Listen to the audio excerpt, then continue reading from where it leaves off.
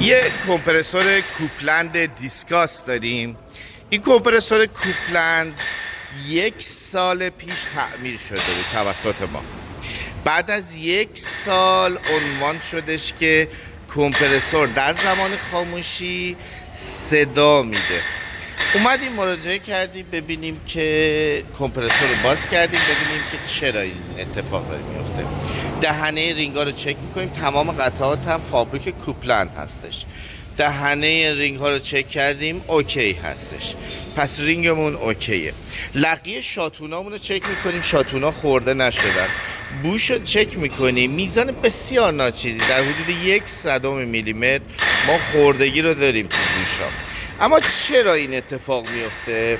ببینید یکی از دلایل اصلی فرار روغن که گزارش شده به ما که روغن هم از کمپرسور فرار میکرده این هستش که فشار لو پرشرمون میاد پایین.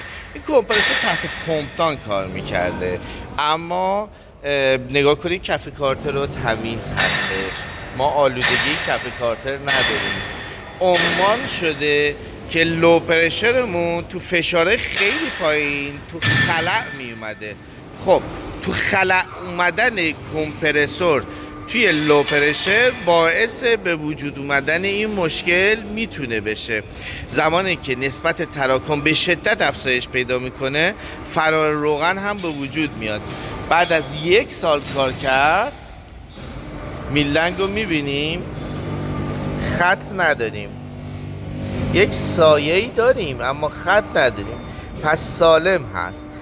روی بوشمون هم سالم هست، اما ما فرار روغن رو داریم.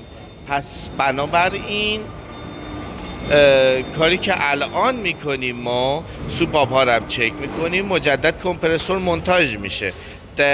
کار آنچنانی برای کمپرسور انجام نمیشه، بلکه باید برای یونیت کار بکنیم و سیستم اچوک باید اصلاح انجام بشه. خب نگاه بکنین سوپاپ های ساکشن هست، رد عمیقی انداخته. وقتی که با نسبت تراکم بالا کار کرده این اتفاق افتاده. نسبت تراکم بالا باعث شده که رد عمیقی بندازه سوپاپ ها. آسیبایی که خورده، صدایی که میداده از همه این موارد بوده. در کل کمپرسور آسیب زیادی ندیده، فقط اینکه دقت بکنیم توی نسبت تراکم بالا فرار روغن رو داریم.